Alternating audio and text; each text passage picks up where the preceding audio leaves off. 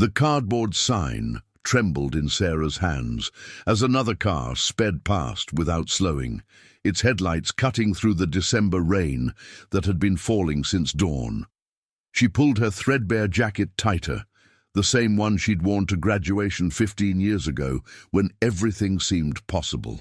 The intersection of Fifth and Morrison had become her office, her stage, her last resort. Each passing stranger held the power to determine whether she'd eat tonight or sleep hungry again. A black Range Rover approached the red light, its engine purring with the kind of confidence that money brings. Sarah lifted her sign higher, the words, "Anything helps," bleeding slightly in the rain. Through the tinted windshield, she caught a glimpse of blonde hair, a familiar profile that made her heart skip in a way she hadn't felt since high school hallways and Friday night football games. The window rolled down with an electric whisper, and there she was, Ronda Rousey. The same fierce eyes that had stared down opponents in the octagon, the same determined jawline that had graced magazine covers and movie posters. But now those eyes were wide with recognition and something else. Something that looked dangerously close to heartbreak. Hey, if you're watching this and you recognize that feeling of seeing someone from your past in an unexpected place, smash that subscribe button right now and tell me in the comments what city you're watching from. Hit that hype button because this story is about to get real and you're not going to want to miss what happens next. Trust me. You'll feel like you're missing out on something incredible if you don't join our community right now. Sarah Martinez? Ronda's voice carried the same intensity it had when she'd defended Sarah from bullies in 10th grade, when she'd helped her study for chemistry finals, when they'd promised to stay friends forever despite taking different paths after graduation. Sarah's knees nearly buckled. The sign slipped from her fingers, landing in a puddle that reflected the traffic light's red glow.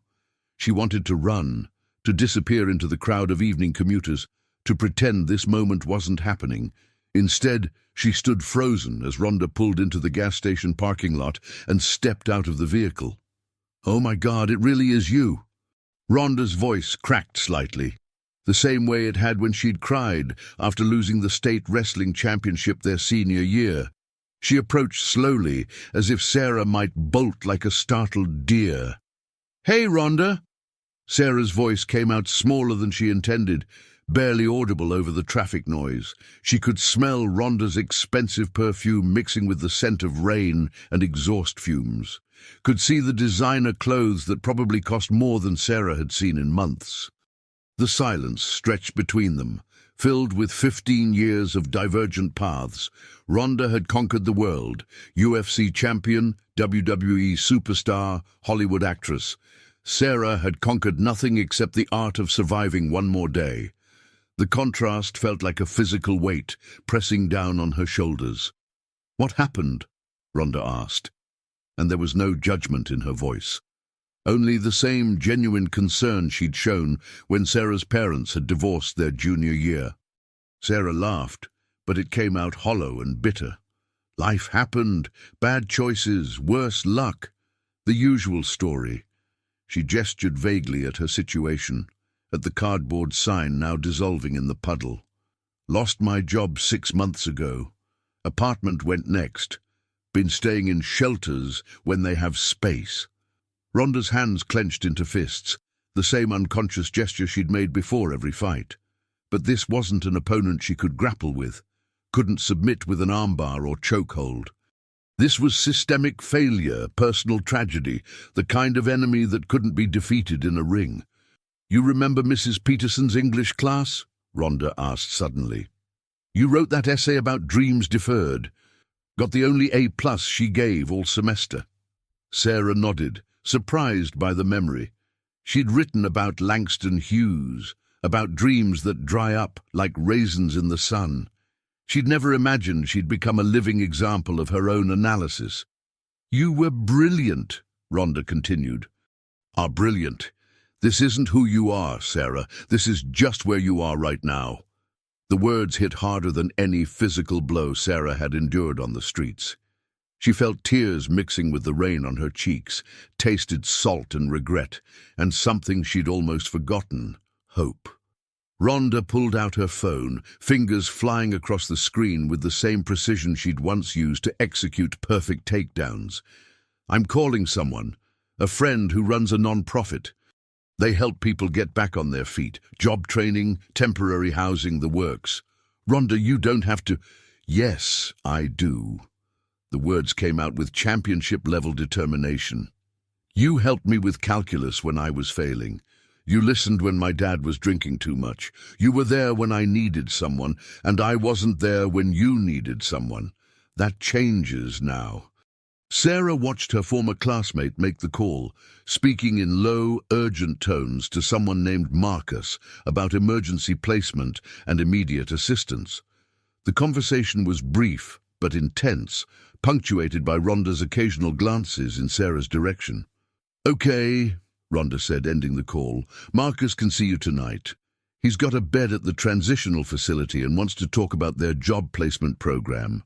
But first, we're getting you some dry clothes and a hot meal." They drove through the city in relative silence, the Range Rover's heated seats, a luxury Sarah had forgotten existed. She stared out the window at the familiar streets that had become a maze of survival rather than a neighborhood of memories. Everything looked different from inside a warm car, less threatening, more manageable. The restaurant Rhonda chose was small and quiet, the kind of place where celebrities could eat without being mobbed by fans. Sarah felt underdressed and out of place, but Rhonda's presence seemed to create a bubble of normalcy around them. "Order whatever you want," Rhonda said, sliding a menu across the table. "And I mean whatever. When's the last time you had a real meal?" Sarah couldn't remember. The days had blurred together into a cycle of food banks and soup kitchens, of rationing energy bars and making a single cup of coffee last all day. She ordered carefully, still thinking like someone who couldn't afford to waste anything. "The salmon," Rhonda told the waitress, "and the pasta, and bring us some of those appetizers too, all of them." As they waited for the food, Rhonda talked about her career, about the highs and lows of fame, about the loneliness that came with success. She spoke honestly about her struggles with depression after losing fights, about the pressure to maintain an image, about how money and recognition couldn't fill certain voids. "I used to think about you sometimes," Rhonda admitted. "Wonder what you were doing if you were happy. I should have reached out." "I wouldn't have answered," Sarah said honestly. "Too proud, too ashamed." The food arrived in waves, more than Sarah could eat in a week, let alone one sitting. But she tried to pace herself, to eat slowly and savor flavors she'd forgotten existed. Rhonda watched with the intensity she'd once reserved for studying fight footage, as if memorizing every detail of this moment. "The program Marcus runs," Rhonda said between bites, "it's not charity, it's investment. They help people develop skills, find sustainable employment, rebuild credit, real solutions, not just band-aids." Sarah nodded, though part of her wondered if she was beyond help. The streets had a way of breaking people down, of convincing them they deserved nothing better. She'd started to believe it herself. "There's something else," Rhonda continued, her voice taking on a different tone. "I'm starting a foundation, been planning it for months, but seeing you tonight, it crystallized everything. I want to focus on people who fall through the cracks, who don't fit into traditional assistance programs." She pulled out a business card, wrote something on the back and slid it across the table. "That's my personal number, not my manager, not my assistant. Me. I want you to be part of this, Sarah. Help me understand what people really need, what actually works." Sarah stared at the card, at Rhonda's familiar handwriting that hadn't changed since high school notes passed in chemistry class. "I don't know anything about running a foundation. You know about surviving when the system fails. You know about maintaining dignity when everything else is stripped away. That's expertise money can't buy." The offer hung between them like a bridge across 15 years of separation. Sarah felt the weight of possibility, the dangerous flutter of hope she'd learned to suppress, but she also felt the pull of familiar despair, the voice that whispered she'd only disappoint everyone again. "What if I mess this up?" she asked. "Then we'll figure it out together," Rhonda replied. "Same way we figured out calculus, same way we got through high school, one problem at a time." The transitional facility was cleaner than the shelters Sarah had grown accustomed to, with private rooms and a sense of dignity she'd almost forgotten was possible. Marcus, the director, was a former addict who spoke with the authority of someone who'd climbed out of his own hell. He outlined a program that seemed almost too good to be true: job training, counseling, financial literacy, and most importantly, time to heal. "We don't rush people," Marcus explained as he showed them around. "Recovery isn't just about getting a job and an apartment. It's about rebuilding your relationship with yourself, with the world. That takes time." Sarah's room was small but private, with a bed that didn't require her to leave by dawn, a desk where she could write, a window that looked out on a garden instead of an alley. She sat on the edge of the bed and felt something she hadn't experienced in months: safety. Rhonda lingered in the doorway, clearly reluctant to leave. "I'll call you tomorrow," she promised. "We'll start working on the foundation stuff, but only when you're ready. Focus on yourself first." After Rhonda left, Sarah lay in the darkness and listened to the unfamiliar sounds of security, doors that locked from the inside, heating that worked, neighbors who weren't threats. She thought about the essay she'd written in Mrs. Peterson's class, about dreams deferred and dried up, but maybe some dreams just went dormant, waiting for the right conditions to bloom again. The next few weeks passed in a blur of appointments, assessments, and small victories. Sarah enrolled in a computer skills program, started seeing a counselor, began the slow process of rebuilding her credit and her confidence. Rhonda called every few days, sometimes just to check in, sometimes to discuss foundation plans that were becoming more concrete with each conversation. "I want to call it second chances," Rhonda said during one of their coffee meetings, "but that sounds too generic. What do you think?" Sarah considered it, thinking about her own journey from the intersection to this moment. "What about bridges? Because that's what you're really building. Ways for people to cross from where they are to where they want to be." Rhonda's face lit up with the same expression she'd worn when landing a perfect throw in competition. "Bridges Foundation. I love it." They spent hours planning, researching, consulting with experts in social work and non-profit management. Sarah discovered she had a talent for understanding systems, for identifying gaps in services that left people stranded between programs. Her experience became an asset rather than a liability. 3 months after their reunion at the intersection, Sarah stood in a conference room, presenting to potential donors.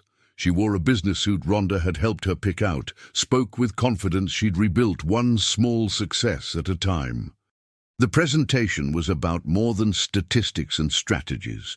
It was about human dignity, about the difference between charity and empowerment. "The goal isn't to rescue people," Sarah explained to the room full of wealthy philanthropists. "It's to provide tools and opportunities so people can rescue themselves. Everyone deserves a bridge back to stability, back to hope." After the presentation, as donors wrote checks and made commitments, Rhonda pulled Sarah aside.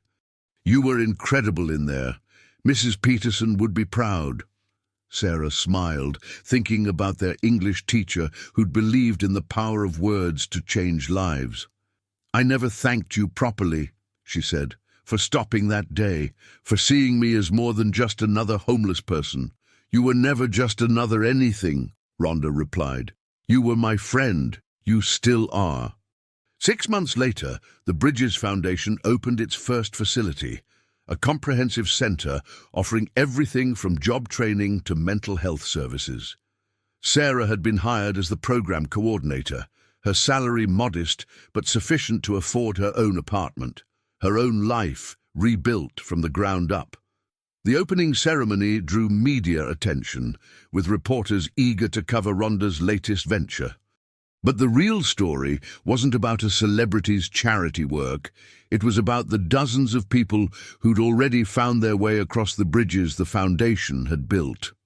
Sarah stood at the podium, looking out at an audience that included former clients, current participants, donors, and staff.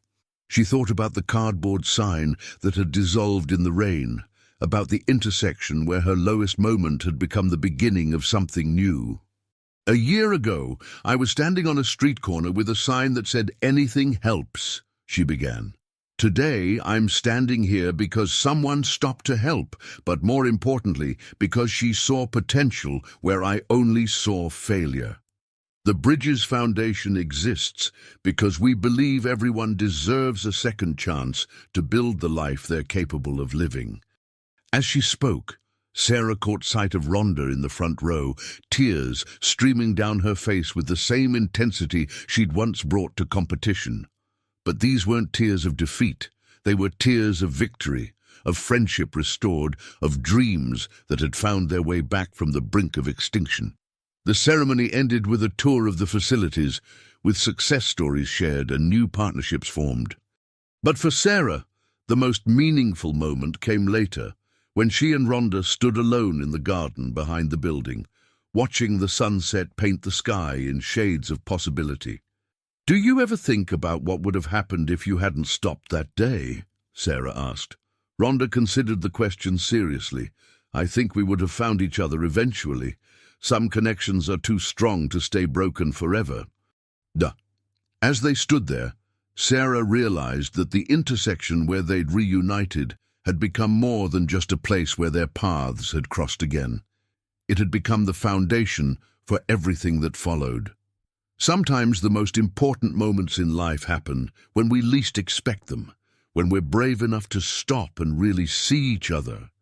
If you're watching this story unfold and it's touching something deep inside you, I want you to know that your own bridges are out there waiting to be built. Maybe you're the one who needs to cross, or maybe you're the one who can help someone else find their way. Either way, your story matters, your struggles have meaning, and your comeback is always possible. The intersection where your life changes might be just around the corner.